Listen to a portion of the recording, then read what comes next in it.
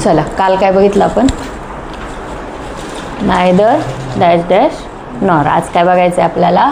Hardly dash dash when.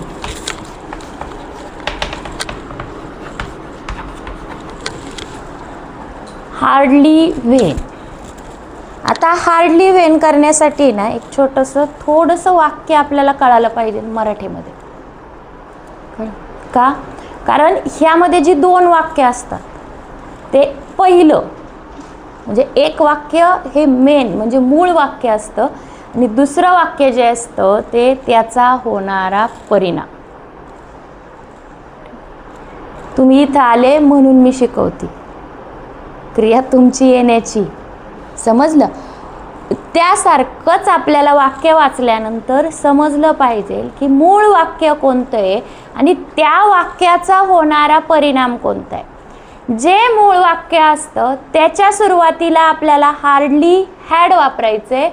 ते वाक्य संपल्यानंतर, पूर्ण झाल्यानंतर, जिथं स्वल्पविराम असेल, जिथं आता ॲज सून ॲज आलं तर देन येतं, कळलं?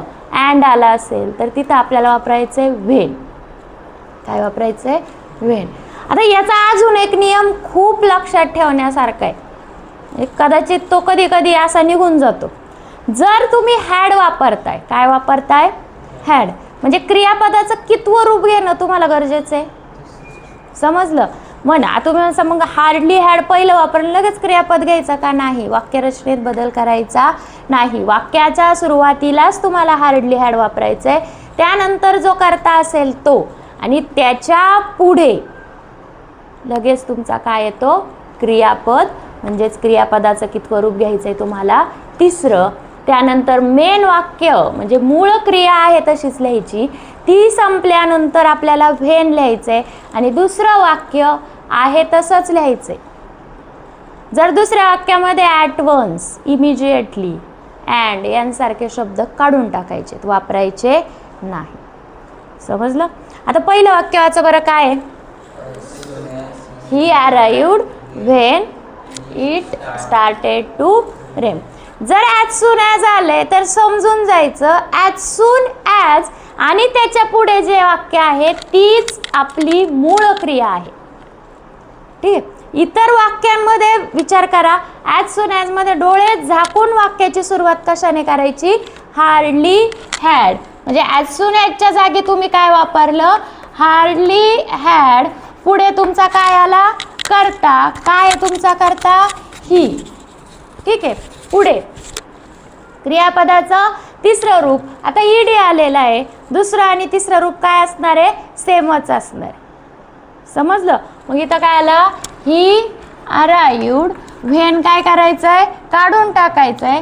त्याच्या no sooner than, sorry me when लिहिलं मागाशी गडबड. दॅन काय करायचं आहे? काढून टाकायचं आहे. त्याच्या जागी काय वापरायचं आहे तुम्हाला? When it started to rain. समजलं? आता ह्याचं जरी वाक्य तुम्ही ॲज सून ॲज नसेल तर पहिलं वाक्य तुम्हाला काय करायला लागणार? वाचायला लागणार. काय झालं? सगळ्यात पहिल्यांदा काय झालं? तो आला आणि मग पाऊस चालू झालाय का? पाऊस चालू झालाय मग तो आला. समजलं? पुढचं वाक्य आय अराइव्ह. काय झालं? आधी कोणती क्रिया झाली असेल? स्टेशनवर जायची क्रिया आधी झाली असेल का ट्रेन येण्याची क्रिया आधी झाली असेल? कळलं? म्हणजे तुमच्या वाक्याच्या सुरुवातीला काय झालं तुम्हाला? Hardly had. पुढे आय. क्रियापदाचं तिसरं रूप तेच येणार. काय? Reach the station. हे झालं तुमचं मूळ वाक्य आणि त्याचा होणारा परिणाम म्हणजे सेकंड जे हे ते काय झालं? The train arrived. अँड वापरायचं नाही. त्याच्या जागी काय वापरायचं? व्हेन. पुढे द ट्रेन अराइव्ड. कळलं? पुढचं बोला. He heard the news and fainted at once. आधी काढणार काय काय ते सांगा. वापरायचंच नाही आपल्याला. काय? अँड आणि ॲट वन्स काय करायचं आहे? काढून. तिच्या दुसऱ्या वाक्यामध्ये एकच शब्द आहे, असू शकतो. काय झालं, त्यांनी न्यूज ऐकली आणि तो काय झाला, चक्कर येऊन पडला. आधी काय चक्कर येऊन पडला आणि मग न्यूज ऐकली का, आधी न्यूज ऐकली असेल मग पडला असेल? न्यूज ऐकली. शाबास. सांगा मग वाक्याची सुरुवात. हार्डली हॅड, पुढे ही. आता हिअरचा second form third form same आहे. काय, हर्ड द न्यूज, पुढे व्हेन फेंटेड. आता तुम्हाला टीचर लगेच नाही लक्षात राहिलं ॲट वन्स इमिजिएटली. तुम्हाला पण माहिती आहे तुम्हाला काय येतं आहे आता, एक वाक्य आणि त्याचे 4 पर्याय. त्या 4 पर्यायामध्ये तुम्हाला 100% चुकीचं घेण्यासाठी किंवा तुमचा गुगली टाकण्यासाठी हे ॲट वन्स एका वाक्यात येणार. मग ते तुमच्या लक्षात आलं आहे. छोटे छोटे नियम पटकन डोक्यात राहिले पाहिजेत. काढायचं आहे काय काय, त्यानंतर वापरायचं आहे काय काय. वापरायचं आहे काय ते सगळ्यांच्या लक्षात राहतं, मग काढायचं आहे काय तेच लक्षात राहत नाही. मेन लक्षात काय ठेवायचं आहे, काढायचं आहे काय. समजलं. आता मग हार्डली व्हेन करताना सांगा, सगळ्यात पहिल्यांदा काय बघणं गरजेचं आहे आपल्याला, मूळ वाक्य कोणतं आहे. शाबास, कळलं. म्हणजे आणि दुसरा काय असतो त्याचा होणारा परिणाम, म्हणजेच दुसरं वाक्य. ठीक आहे. मग ह्याच्यामध्ये तुम्हाला काय करायचंय, मूळ वाक्याच्या पूर्वी काय वापरायचंय, हार्डली हॅड वापरायचंय. समजलं. त्यानंतर जो काही करता असेल तो पुढे काय वापरायचं, अजून क्रियापदाचं. शाबास, तिसरंच रूप वापरायचं. डोक्यात हे पण फिट करायचं.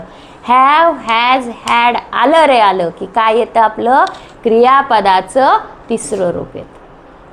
समजलं. टेन्स.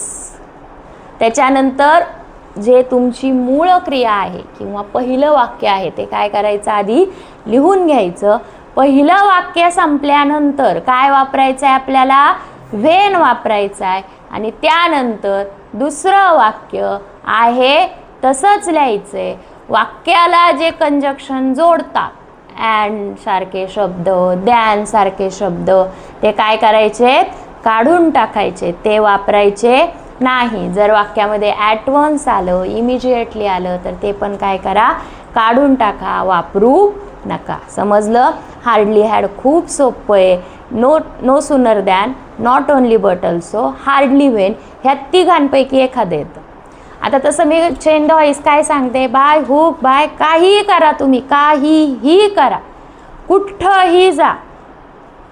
जर तुम्ही चेंज द व्हॉइस ऑप्शनला सोडत असाल तर ती सगळ्यात मोठी चूक करताय. मग हे ऑप्शनला सोडा. मी ह्या मताची, कारण ह्याची गॅरंटी येण्याची गॅरंटी. आता मी जेवढे टॉपिक तुम्हाला सांगितले ते जवळजवळ 20-22 टॉपिक आहेत. एवढे 20-22 टॉपिक तुम्हाला सगळेच्या सगळे येणार नाही. हां, पण येणार आहेत ते कोणकोणते येणार आहेत, change the voice, add a question tag, tense आणि डिग्री आणि डायरेक्ट इनडायरेक्ट कंपल्सरी. म्हणजे डोळे झाकून ही वाक्य असणार. ह्या वाक्यांचे नियम पाठ असणं गरजेचं आहे. मग टीचर हे का शिकायचं प्रश्न पडत असेल की मग तेवढे हे जर तुम्ही म्हणता मग हे कशाचे आहेत, म्हणजे बाकीची वाक्य आहेत त्यामध्ये ह्यातलं येतच ना, बरोबर. मग ह्याच्यासाठी हे शिकायचं. याचा मार्क जाता का, 2 मार्काला आहे. पहिलं तरी 1-1 मार्काला असायचं आमच्या वेळेस, आता 2 मार्काला तुम्हाला हे टॉपिक आहेत. आणि त्याच्यामुळं ह्याचा अभ्यास करणं बंधनकारक आहे. कळलं. कोणाला काय प्रॉब्लेम, नक्की. हार्डली हॅड समजलंय. हार्डली हॅड जर बघितलं तर ॲज सून ॲज आहे, म्हणजे ॲज सून ॲज आणि हार्डली हॅड बऱ्यापैकी काय असणार आहे, सेम असणार आहे. हे पण डोक्यात गेलं पाहिजे. ओके. कोणाला काय प्रॉब्लेम, चला घ्या.